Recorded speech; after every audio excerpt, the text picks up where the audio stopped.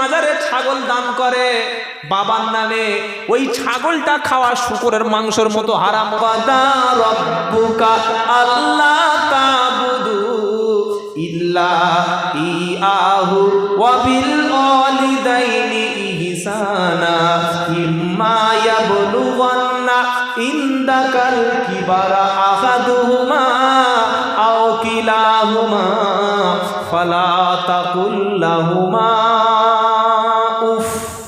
আল্লাহু আকবার। আল্লাহ ফয়সালা, আল্লাহর ফয়সালা শোনাচ্ছে।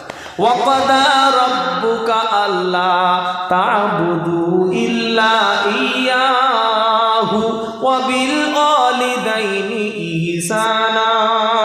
আল্লাহ বলছেন আমার পক্ষ থেকে চূড়ান্ত সিদ্ধান্ত হয়ে গেছে, আল্লাহ ছাড়া আর কারো ইবাদত বন্দেগি করা যাবে। আসতে বললেন কেন? আল্লাহ ছাড়া কারোর নামে কসম করা, জোরে বলো। আল্লাহ ছাড়া কারোর নামে মান্নত করা, আল্লাহ ছাড়া কারোর কাছে সেজদা করা, জোরে বলো। আল্লাহ ছাড়া কারোর নাম শুনে কি চলবে? জোরে বলো। আল্লাহ ছাড়া কখনো কারোর নামে শপথ করা যাবে না, আল্লাহ ছাড়া কারোর নামে দান করা যাবে না। কেউ যদি মাজারে ছাগল দান করে বাবার নামে, ওই ছাগলটা খাওয়া শুকরের মাংসের মতো হারাম। ওলামা বসে আছে, জিজ্ঞাসা করো। বুঝতে পেরেছেন? মরিয়মের মা জোসনার মা দুজনে বলছে আল্লাহ 3টে মেয়ে দিয়েছে, যদি একটা বেটা ছেলে হয় 2টো ছাগল নিয়ে এর কাছে যাবো, আপনার পাতার চাবড়ি, এই কাছাকাছি তো বীরভূম পাতার চাবড়ি তো। এই 2টো ছাগল বাবার নামে মান্নত করলেন, কোরআন শোনাচ্ছে ওটা খাওয়া হারাম। শুকরের মাংস যেমন হারাম, ওটাও তেমন হারাম। কারণ আল্লাহ ছাড়া অন্য কারোর নামে উৎসর্গ করা কিছু খাওয়া যাবে। তবে মসজিদে জুমার দিনে যেগুলো আছে ওগুলো খাওয়া যাবে, তাই তো? ওগুলো গরিবরা খাবে। একজন বলছে আল্লাহ আমার হাঁটুতে প্রচন্ড ঘা, এটা যদি শুকিয়ে যায় 2টো কাঁঠাল নিয়ে জুমার দিন মসজিদে দেবো। কালু চাচা জুমার দিন 2টো কাঁঠাল দেখে খালি জিভ থেকে কখন মালটা ভাঙবে আর দেবে। কি আপনাদের মসজিদে জুমার দিনে খাওয়াটা আমাদের আসে না? হালকা আসে, হালকা আসে, হালকাও খাই। এগুলো গরিব এতিম মিসকিন দুস্থদের হক, খাবেন না এসব মাল। এগুলো সাদকা, মরে গেলে খানা আপনাদের এলাকায় হয় হয় খান তো আপনারা। হায় হায়, এটাও সস্তা খাওয়ার মতো। আস্তাগফিরুল্লাহ। আমরা মুসলমান, মরে গেছে একটা লোক, সেখানে খেতে গেছে, ছি ছি ছি। আর লোক সেখানে যায় কি করে? আর যার বাপ মরে গেছে লোকের খাওয়াই কি করে? ছেলে পরীক্ষায় পাশ করেছে, লোকের খাইয়েছে। মেয়ের বিয়ে হয়েছে, লোকের খাইয়েছে। চাকরি পেয়েছে, খাইয়েছে। জমিতে ফসল ভালো হয়েছে, খাইয়েছে। তোর বাপটা মরে গেল, তুই লোককে খাওয়ালি, তার মানে খুব খুশি হয়ে গেলি। কি লোক খুশিতে খাওয়ায় তো? আস্তাগফিরুল্লাহ। এটা ইসলামে নাই। এই খানাটা তৈরি করেছে একদল এক শ্রেণীর পেটুক খুরে মৌলবি, তারা আলেম না। বলছে হুজুর কি কি কি বলেন আপনি? এটা খাওয়া যাবে না? আচ্ছা আপনি বলুন, পৃথিবীর কোনো মানুষ মারা যাওয়ার পরে তার কবরে আমল যায় না বন্ধ হয়? 3টি আমল যায়, এটা আপনার জানা নাই হয়তো। নামাজ বন্ধ, কোরআন তেলাওয়াত বন্ধ, যাকাত বন্ধ, হজ করা বন্ধ, তাসবিহ পড়া বন্ধ, রোজা করা বন্ধ। নবী বলছেন 3টি রাস্তা এখনো খোলা আছে। বলুন সুবহানাল্লাহ।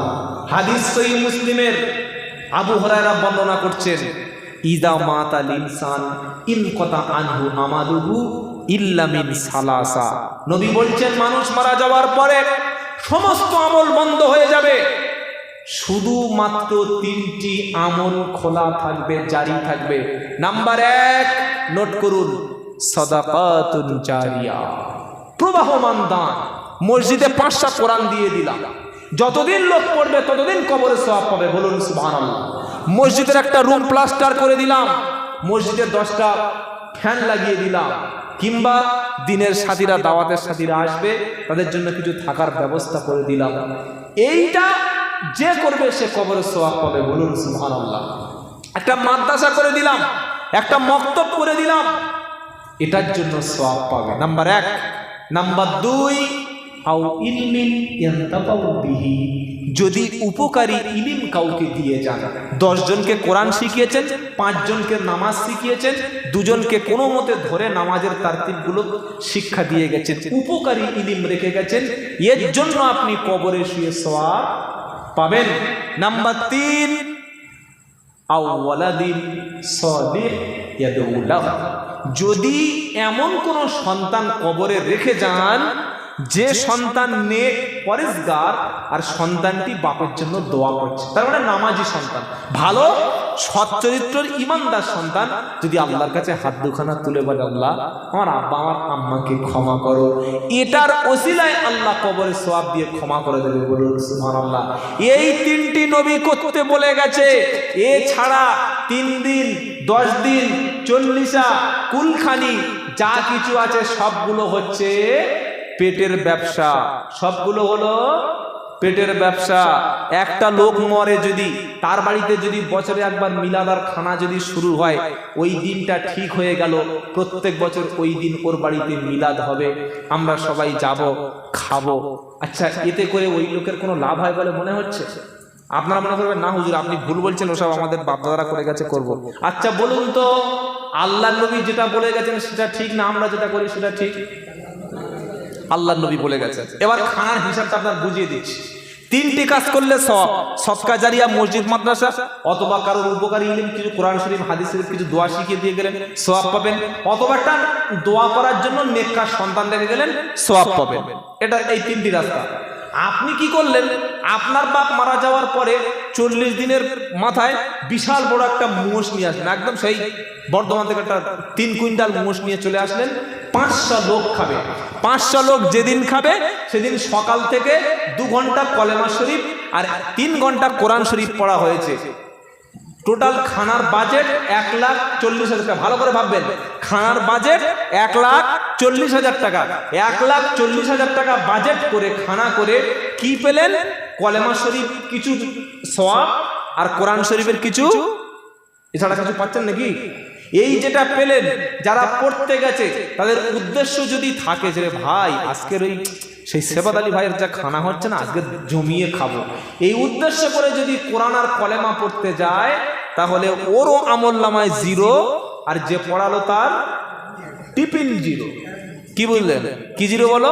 টিপিন 0। দুটোই মার খেয়ে গেল। কোন মৌলবী যদি মনে করে বাবা এক খতম যদি পড়তে পারি 1,002 টাকা তো মোটামুটি পড়বে, কি বুঝলেন?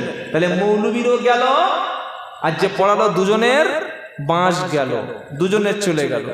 1,40,000 টাকা যদি কবুল হয় কলেমা শরীফ বা কোরআন শরীফ, তাহলে ওই 2 কেজি ছোলার মতো কলেমা আর ওই 1 খতম কোরআন, এর বেশি নয়। এবার বলুন, 1,40,000 টাকার বাজেট করে কলেমা আর কোরআন শরীফের যে সওয়াব যদি আপনি কবরে পান খানার মাধ্যমে, একদিন পাচ্ছেন, পাবেন না 365 দিন পাবেন। তারপরের দিন কেউ পড়বে, আবার গরু সওয়ালে ফের পড়বে, কি বুঝলেন? 364 দিন পাচ্ছেন না। আমি আব্দুল্লাহ জুবায়ের বলছি, 1,40,000 টাকার খানা বন্ধ করে 40,000 টাকা মসজিদে দিয়ে দিন। বলে হুজুর কি হবে? ওই 40,000 টাকা মসজিদে দিলে বিশাল কাজ হবে, মসজিদে বিল্ডিং হবে, মসজিদের অজুখানা হবে, গোসলখানা হবে, লাইব্রেরি হবে, কোরআন শরীফ থাকবে, ছেলেমেয়েরা দিন পাবে। কিংবা 40,000 টাকা দুটো ভাগ করে 20,000, 10,000 মসজিদে, 30,000 মাদ্রাসায় দিন। 30,000 টাকা মাদ্রাসায় যদি পড়ে বাপের খানার টাকায়, 1,00,000 টাকাটা রেখেই দিন আপনার কাছে।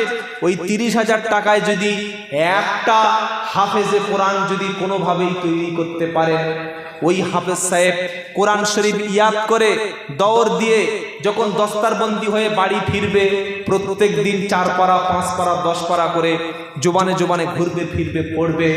আপনি একদিনে 1,40,000 টাকায় পেয়েছেন 1 খতম কোরআন শরীফ, অথচ সেটা ছিল খাওয়ার লেগে। এবার 30,000 টাকার মাদ্রাসায় গেল, ও যে হাফেজ সাহেবটা হবে ও কিন্তু প্রতিদিন পড়বে, প্রতিদিন পড়বে, প্রতিদিন পড়বে। তার দিনের সহযোগিতা করার জন্য আপনি কবরে শুয়ে শুয়ে এই নেকিটা সারা জীবন পেয়ে যাবেন। বলুন সুবহানাল্লাহ। লাভ কোনটা? এটা বাড়িতে গিয়ে ভাববেন। লাভ কোনটা? বাড়িতে গিয়ে ভাববেন এরকম বক্তব্য করলে আর মিলাদ কারোর বাড়ি হবে? কি বুঝলেন বাবাজিরা, সোনা লালেরা?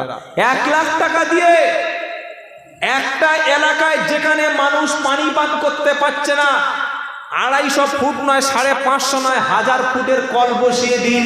ওই কলের পানি হিন্দু খাবে, মুসলমান খাবে, ওই পানি নামাজিরা ওযু করবে, মুসাল্লিরা ওই পানি ব্যবহার করবে। প্রত্যেকটা ফোঁটার সওয়াব কবরে শুয়ে শুয়ে পাবেন, বলুন সুবহানাল্লাহ। কিংবা নিজে একটা গাছ বসিয়ে যান, বৃক্ষ রোপণ করুন। গাছ বসিয়ে গেলেন, ওই গাছের পাতা তসবিহ পড়বে, গাছ থেকে অক্সিজেন সাপ্লাই হবে, গাছের ছায়ায় পথিকেরা বসবে, প্রত্যেকটা পাতার তসবির নেকি গাছ বৃক্ষ রোপণকারী ব্যক্তি কবরে শুয়ে শুয়ে কিয়ামত পর্যন্ত সওয়াব পাবে, বলুন সুবহানাল্লাহ। এই ভালো কাজগুলো তুলে দিয়ে আমরা বললাম এ তোর বাপ মরে গেছে, একটা খানা করে দে, গিয়ে আমরা জমিয়ে খেয়ে আসি। ছি ছি ছি ছি ছি। সাথে সাথে 5টা সূরা, বড় সূরা ইয়াসিন, রহমান, ওয়াকিয়া, মুল আর সূরা দুখান, এই 5টা সূরা কমপক্ষে মুখস্থ হবে। একেবারে যদি না হয়, আপনার ছেলে মাধ্যমিক পাশের সাথে সাথে 10টা সূরা কমপ্লিটলি ভাবে সহিভাবে পড়তে পারবে। ইমাম যদি কোনোদিন বাড়ি চলে যায় ইমামের অনুপস্থিতিতে, আপনার ছেলে যখন ইমামতির জায়গা দাঁড়াবে, মাধ্যমিক পাশের সাথে সাথে যেন ইমামতির যোগ্যতাটুকু অর্জন করতে পারে, এটা মাথায় রাখবেন, ইনশাআল্লাহ মনে রাখবেন। নাম্বার 6, বাপ মার হক। ছেলে 7 বছর বয়স হয়ে গেলে নবী বললেন মুরু আওলাদাকুম বিসসালাত ওয়া হুম আবনা সাবআ সিনিন। ছেলের 7 বছর বয়স হলে বাপ মা নামাজের নির্দেশ দেবে। 10 বছর বয়স হলে নামাজ না পড়লে ছেলেকে প্রেসার ক্রিয়েট করবে, একটু ডোজ দেবে। ডোজ বোঝেন তো? হ্যাঁ, ডোজ দেবে। আর ছেলে মেয়ে 10 বছর বয়স হয়ে গেলে বিছানা আলাদা, আর বাপ মার বেডরুমে শোয়া যাবে না। ছেলে মেয়ে 10 বছর বয়স থেকে আদব শেখাবেন। মেয়ের 10 বছর বয়সে বলবেন মা তুমি বড় হয়ে যাচ্ছ, মাথায় ওড়না দিয়ে গলা ভালো করে ওড়না এরকম করে নাও, মেয়েকে শেখাবে। আর এখন মেয়েগুলো ওড়না নাই, কি বুঝলেন, শুধু একটা কাপড় পরে ব্যাস, শিং উঁচি একদম সামনে থেকে চলে একদম, আর মাথার যা চুল আর যা পোশাকের ডিজাইন, বাপ কিছু বলছে না, অবাক হয়ে যায় যে বাপ তার মেয়েকে এই ড্রেসটা পরালো কিভাবে। 10 বছরের মেয়ে কখনো কোনো ছেলের হাত ধরে ঘুরবে না। আপনার মেয়েকে যদি উচ্চ শিক্ষায় শিক্ষিত করাতে চান, কখনো আপনার মেয়েকে চরিত্রহীন শিক্ষকের কাছে পড়াতে দেবেন না। মেয়ে বাচ্চা বয়সে 10 বছরের মধ্যে কোরআন শিখে নেবে। 18 বছরের মেয়েকে মৌলবি ডেকে এনে বাড়িতে কোরআন শেখাচ্ছে। এই মৌলবি যদি মেয়েটা নিয়ে পালিয়ে চলে যায়, মৌলবির দোষ না মেয়ের বাপের দোষ? তাড়াতাড়ি বলেন। এই তো সে মৌলবি 1.5 মাস ছুটিতে বাড়ি যেতে দেয় নাই, তার কাছে বলছে আমার মেয়েটা একটু পড়াও। ও কি পড়াবে এবার বুঝেন? ছি ছি ছি, হারাম, জায়েজ না। ইসলাম বলছে 10 বছরের আগে ছেলে মেয়ে কমপ্লিটলি হয়ে যাবে। নাম্বার 6, বাপ মার দায়িত্ব। ছেলে এবং মেয়ে উপযুক্ত বয়স হয়ে গেলে বিয়ের ব্যবস্থা করে দেবেন, ইনশাআল্লাহ। ছেলে উপার্জন করতে পারে না, ওই অজুহাত দেবেন না। মেয়ে এখনো ছোট, এই কথা বলবেন না। উপযুক্ত বিয়ের লায়েক হয়ে গেছে, সাথে সাথে দিনদার ছেলে থেকে বিয়ে দিন। পড়াশোনা করছে, বিয়ের পরে পড়াশোনা করা যায় না? যায় না, যায় না। আমি বিয়ের পরে 5 বছর পড়াশোনা করেছি, আপনি শুনলে অবাক হয়ে যাবে। কে বলেছে করা যায় না? বিয়ের বয়সে পরে পড়াশোনা করা যায়, অবশ্যই করা যায়। যদি টেন্ডেন্সি থাকে, সেই ইচ্ছা থাকে, অবশ্যই করা যায়। 8 নম্বর দায়িত্ব, আপনি বাপ, আপনি মা ছেলের অংশটা মৃত্যুর আগে বুঝিয়ে দেবেন, মেয়ের অংশটা মৃত্যুর আগে বুঝিয়ে দিয়ে কবরে যাবেন, ইনশাআল্লাহ বলেন। ছেলের অংশ দিয়েছেন জমি থেকে, মেয়ের অংশ দেননি। দাড়ি সাদা, হজ করেছেন, দাওয়াতের কাজে সারা জীবন শাল লাগিয়েছেন কয়েকবার, কবরে গেলে কিন্তু ডাল পিছনে পাছায় ফাটিয়ে দেবে, কারণ তুমি মেয়ের অধিকার আদায় করবে। ছেলের জমি দেবেন, ওর অর্ধেক মেয়ে যতটুকু পাবে ততটুকু মেয়েও পাবে। এই 8 থেকে 10টা যে বাপের দায়িত্ব, এইগুলি যদি কোনো বাপ পালন করে, তাহলে এই বাপটা হচ্ছে প্রকৃত যোগ্যতা সম্পন্ন পিতা। তা না হলে কুকুর যেমন জন্ম দিয়ে পালিয়ে চলে গেছে বাপ, আর আমি যদি আমার ছেলেকে ওই রকম দিয়ে যাই, ওটাই বাপ। আরেকটা কথা বলবো, সেটা হচ্ছে এই, আপনার যদি জমি জায়গা থাকে, অবশ্যই আপনার সন্তানটাকে ভালো ডাক্তার তৈরি করুন, ভালো মাস্টার তৈরি করুন, ভালো ইঞ্জিনিয়ার তৈরি করুন, ভালো পুলিশ অফিসার তৈরি করুন। আপনার ছেলে মেধা সম্পন্ন, অনেক বুদ্ধি আছে, অনেক তার এক্সপেরিয়েন্স আছে, কিন্তু টাকা নাই। প্রয়োজনে মসজিদ কমিটি তাকে বলুন, মসজিদ কমিটি চাঁদা তুলবে, গ্রামের ছেলেরা চাঁদা তুলবে, যে গ্রাম থেকে আমরা বড় একটা এমবিবিএস ডাক্তার তৈরি করব, গ্রাম থেকে বড় একটা বিচারপতি তৈরি করব, গ্রাম থেকে একটা বিডিও অফিসার তৈরি করব। আমাদের গ্রামে যদি একটা বড় পুলিশ অফিসার থাকে, উঁচু র্যাঙ্কের চাকরি করে, তাহলে এটা আমাদের সমাজের জন্য কল্যাণ আনবে না অকল্যাণ আনবে? আনবে। আমাদের সমাজ থেকে যদি একটা আইনজীবী লয়ার তৈরি হয়, গ্রাম থেকে চাঁদা তুলে একটা গরিব মানুষের ছেলেকে যদি আইনজীবী বানাতে পারি, আমরা যদি কোনো মিথ্যা মামলায় ফেঁসে যাই, কোনো কেসে ফেঁসে যাই, এই দিনদার পরেশগার ছেলেটা বিনা পয়সায় আমাদের জন্য আইনি সহায়তা দেবে। এটা মসজিদে ভাবার দরকার ছিল না ছিল না? ছিল। যদি পাড়ায় কোনো মা বিধবা হয়ে যায়, কোনো এতিম বাচ্চা থাকে, অবশ্যই মসজিদ কমিটি, গ্রামের সমস্ত মানুষের দায়িত্ব ওই বিধবা মায়ের একটা কাপড়ের সেলাইয়ের মেশিন কিংবা যে কাজ হয় সেই ছোট একটা কাজের ব্যবস্থা করে এতিম বাচ্চাগুলোকে যেন পড়াশোনা করতে পারে, এরা যাতে হোটেলে না কাজ করে, এরা যাতে রাস্তায় ভিক্ষুক না তৈরি হয়, এরা যাতে বাপ হারিয়ে যেন খুনি ডাকাতি অ্যান্টি সোশ্যাল না তৈরি হয়, এই দায়িত্বটা কিন্তু সমাজের উপরে আছে। এটা বন্ধু যেন ভুলে যেও না। এইগুলো পালন করলে তবে সমাজের কাছে প্রকৃত বাপ হয়ে যায়। আর এই রকম বাপ সম্পর্কে আল্লাহ পাক শোনাচ্ছে। কটা বাজে বলুন তো? ওরে বাবা, 12:15 হয়ে গেছে, শেষ করে দিই। না, ফজরের নামাজ কাজা করে বক্তব্য শোনার কোনো দরকার নেই। বাপ মার অধিকারটা, সন্তানের প্রতি বাপ মার অধিকার কি বলেছি মনে আছে? মনে আছে বাবা? একদম 1 মিনিটে বলে দিচ্ছি। নাম্বার 1, ছেলে জন্মের পরে কানে আজান। নাম্বার 2, ছেলে মেয়ে যখন জন্মগ্রহণ করার সাথে সাথে সাহাবাওয়ালা একটা নাম রাখবেন। নাম্বার 3, ছেলে এবং মেয়ে 7 দিন, 14 দিন, 21 দিন যে কোনো দিনে আকিকা করে দেবেন, ছাগল জবাই করে কিছু সদকা করে দেবেন, ছেলের জন্য কল্যাণ।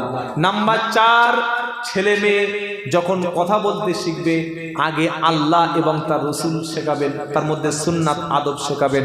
নাম্বার 5, ছেলে মেয়ে 10 বছরের আগে 7 বছর বয়স হলে নামাজের নির্দেশ দেবেন। 10 বছর হলে নামাজ না পড়লে একটু ডোজ দেবেন, প্রেসার ক্রিয়েট করবেন, প্রয়োজনে হালকা মারতে হবে।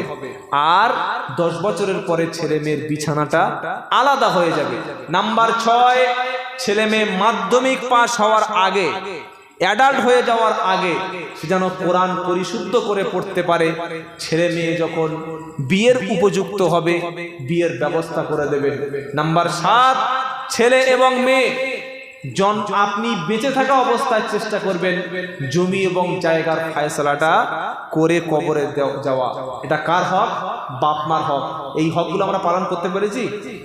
যদি না করতে পারেন বাড়ির দিকে পালন করবেন। আর এই হক যারা পালন করেছে তাদের সম্পর্কে আল্লাহ পাক সন্তানকে বলছে, এই সন্তান, তুমি তোমার বাপের হকটা বুঝে নিয়েছো, এবার বাপের হকটা বুঝিয়ে দাও। দিতে হবে না? হবে না? কি হক? কোরআন।